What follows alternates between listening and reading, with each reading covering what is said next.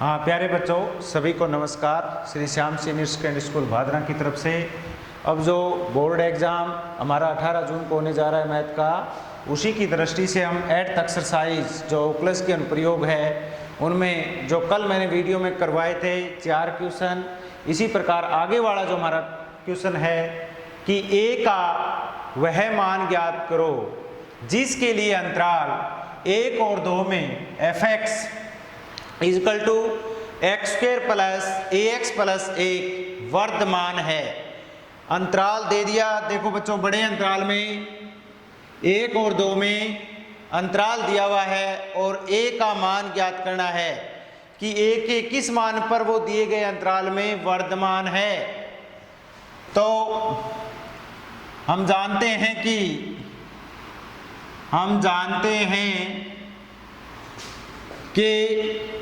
निरंतर वर्धमान के लिए, निरंतर वर्धमान फलन के लिए हम जानते हैं कि निरंतर वर्धमान फलन के लिए अवकलज होता है f(x) greater than 0। f(x) is greater than 0। अब हमारे पास दिया गया जो फलन है, दिया गया फलन f(x) बराबर x की स्क्वायर प्लस ax प्लस 1, तो x के सापेक्ष अवकलन करेंगे। अवकलन करने पर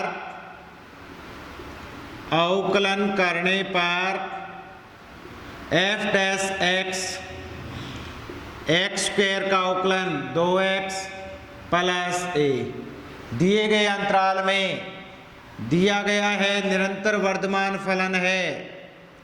दिया गया है कि अंतराल 1 और 2 में, अंतराल 1 और 2 में निरंतर वर्धमान फलन है। वर्धमान फलन है तो f(x) is greater than 0। f(x) is greater than 0।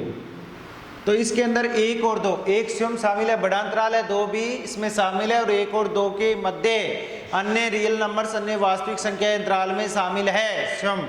तो इसके अंदर 1 और 2 में तो x बराबर हमारे पास क्या है f(x) 2x plus a greater than 0। x बराबर 1 रखने पर 2 प्लस a ग्रेटर देन 0, तो इसका मान क्या आ जाएगा -2। a का जो मान है वो -2 से क्या होगा, बड़ा। इस अंतराल में a के मान -2 से बड़ा, तो -2 कौन सा अंतराल, -2 से लेकर प्लस इन्फिनिटी तक कौन सा भी मान हो सकता है, उस अंतराल में क्या है, वो वर्धमान है। a का वह मान, a का वह मान, तो -2 से लेकर के प्लस अनंत तक आ जाएगा, प्लस इन्फिनिटी। समझ में आई बात, क्लियर है ना। तो हमारे पास a का वह मान ज्ञात करो जो अंतराल 1 और 2 में f(x) x की स्क्वायर प्लस ax प्लस 1 में वर्धमान है। वर्धमान या निरंतर वर्धमान, आपके सिलेबस में निरंतर वर्धमान और निरंतर ह्रासमान ही है, ठीक है। तो निरंतर वर्धमान फलन के लिए f(x) इज ग्रेटर देन 0, फलन में x की स्क्वायर प्लस ax प्लस 1 अवकलन करेंगे इसका f(x) x की स्क्वायर का अवकलन 2x, a का ax का अवकलन 1। दिया गया है कि अंतराल 1 और 2 में निरंतर वर्धमान फलन है, तो निरंतर वर्धमान फलन के लिए f(x) is greater than 0। 2x plus a greater than 0, x बराबर 1 रखेंगे तो 2 plus a greater than 0, a का मान है वो -2 से क्या है, ग्रेटर देन है, तो -2 से लेकर के प्लस अनंत तक कोई भी मान हो सकता है, वो वैलिड होगी a का मान के लिए। समझ में आई बात। आप सॉल्व करोगे, रफ कॉपी में जो करवा रहा हूँ वो परीक्षा की दृष्टि से इंपॉर्टेंट है, जितना हो जाएगा, यानी मैं कोशिश करूंगा ज़्यादा से ज़्यादा इंपॉर्टेंट क्वेश्चन करवाने की आपको 17 तारीख तक। समझ में आई बात, तो आप करते रहिए। अब देखिए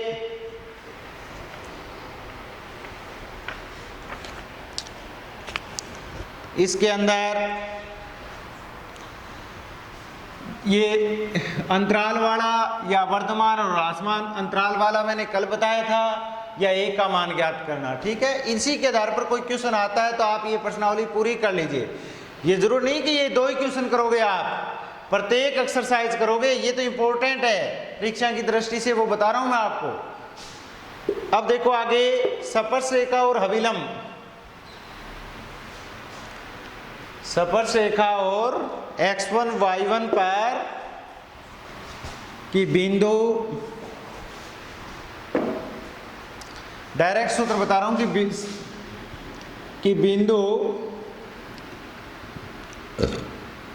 बिंदु x1 y1 पर स्पर्श रेखा की समीकरण ज्ञात करने के लिए, बिंदु x1 y1 पर स्पर्श रेखा की समीकरण ज्ञात करने के लिए, तो y माइनस y1 बराबर स्पर्श रेखा की प्रवणता dy/dx, इसमें x1 y1 बिंदु गुजारोगे, डॉट x माइनस x1 होता है, x माइनस x1। सभी बच्चे ध्यान दें, स्पर्श रेखा की समीकरण y minus y1 dy/dx x1 y1 dot x minus x1, जहां स्पर्श रेखा की x1 y1 बिंदु पर, जहां स्पर्श रेखा की प्रवणता m1 बराबर dy/dx होता है, dy/dx। ठीक है, और अभिलंब होता है स्पर्श रेखा के लंबवत रेखाखंड, अभिलंब स्पर्श रेखा के लंबवत रेखाखंड, स्पर्श रेखा के लंबवत रेखाखंड होता है। अब आप 11वीं क्लास में पढ़ के आए हो, सरल रेखा में अगर यदि 2 रेखा एक दूसरे के लंबवत हो, आप ये 11वीं क्लास में पढ़े हैं कि यदि 2 रेखाएं एक दूसरे के लंबवत हो, एक दूसरे के लंबवत हो, एक दूसरे के लंबवत हो, तो m1 डॉट m2 बराबर -1, m1 डॉट m2 बराबर क्या होगा, -1। यदि स्पर्श रेखा की प्रवणता बिंदु x1 y1 पर, बिंदु x1 y1 पर क्या हो, dy/dx, तो अभिलंब की प्रवणता क्या हो जाएगी, -1 m1, ये m1 मान लेते हैं। और यदि तो अभिलंब की प्रवणता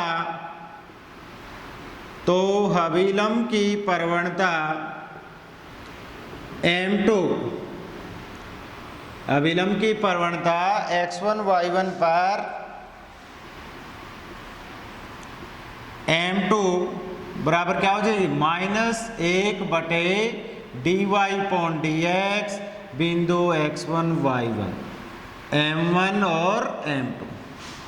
अगर स्पर्श रेखा की प्रवणता dy/dx है तो अभिलंब एक दूसरे के लंबवत होता है। अभिलंब लंबवत 2 लंबवत रेखा करने के लिए m1 डॉट m2 बराबर -1 होता है, तो m2 बराबर क्या आ जाएगा, -1/dy/dx बिंदु x1 और y1।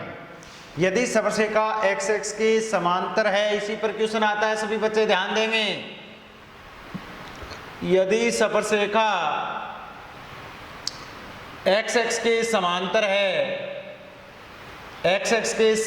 है, तो yx के वो क्या होगी, लंबवत होगी रेखाखंड, तो yx के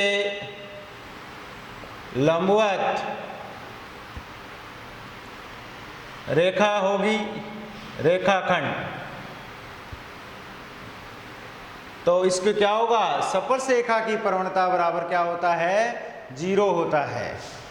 स्पर्श रेखा की प्रवणता, स्पर्श रेखा की प्रवणता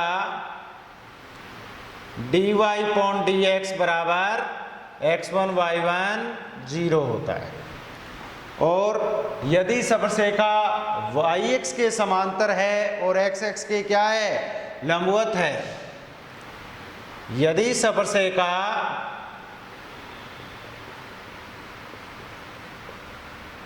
yx के समांतर है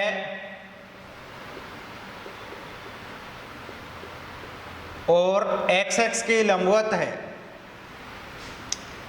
और x के लंबवत है, यदि स्पर्श रेखा yx के समांतर है और x के लंबवत है, तो क्या हो जाएगा, अभिलंब की प्रवणता, अभिलंब की प्रवणता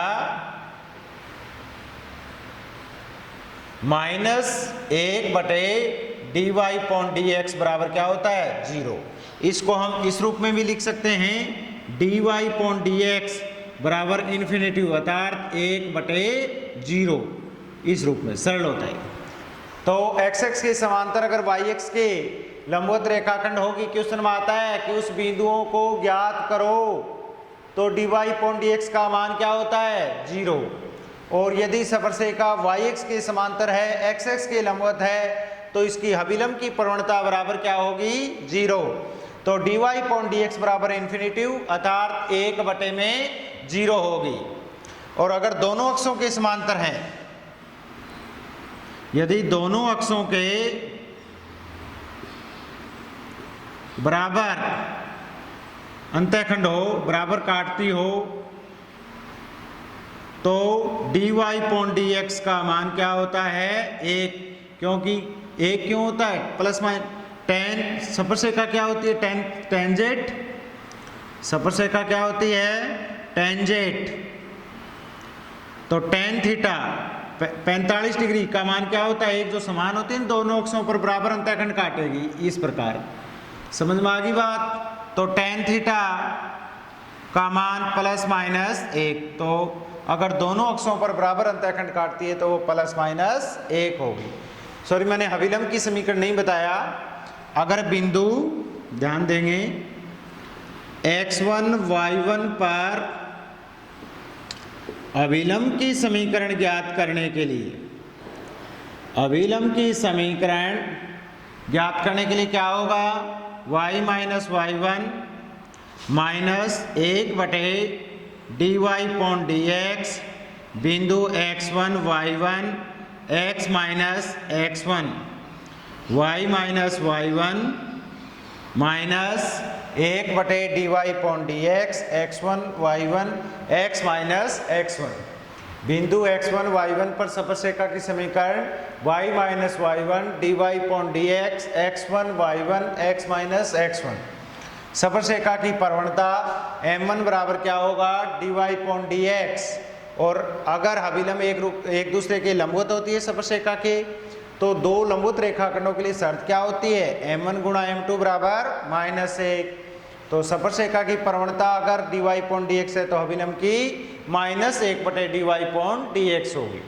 तो अभिलंब की समीकरण क्या होगी, x1 y1 बिंदु पर y minus y1 minus 1/dy/dx x1 y1 dot x minus x1। अब ध्यान देंगे, यदि स्पर्श रेखा x के समांतर है और yx के क्या है, लंबवत रेखाखंड है, x के समांतर होगी। देखो x के समांतर होगी तो वो yx की क्या होगी, लंबवत होगी। ठीक है, yx की लंबवत रेखाखंड होगी तो इसके अंदर क्या होगा, इसकी स्पर्श रेखा की प्रवणता dy/dx बराबर 0। अगर स्पर्श रेखा yx के समांतर है, yx के समांतर होगी तो x के क्या होगी, वो लंबवत होगी। yx के समांतर है तो वो रेखाखंड x की क्या होगी, लंबवत रेखाखंड होगी। उसको अभिलंब की प्रवणता बराबर 0 तो अर्थात स्पर्शरेखा की प्रवणता करें तो इन्फिनिटी हो जाएगा 1/0। अगर दोनों अक्षों से बराबर अंतःखंड काटेगी तो वो dy/dx का मान बराबर 135 डिग्री और 45 डिग्री होता है। 90 + 45 ±1 होता है, यानी tan 30। tan थीटा क्यों लिया भैया? टेंजेंट स्पर्शरेखा होती है। समझ में आई बात? क्लियर है ना? अब देखिए इसके अंदर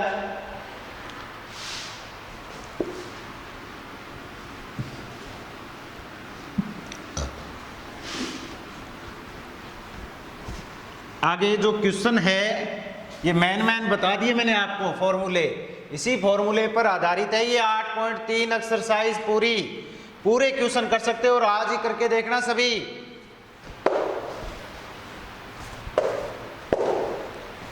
अब जो क्वेश्चन है वो अगले वीडियो में करवाएंगे, ठीक।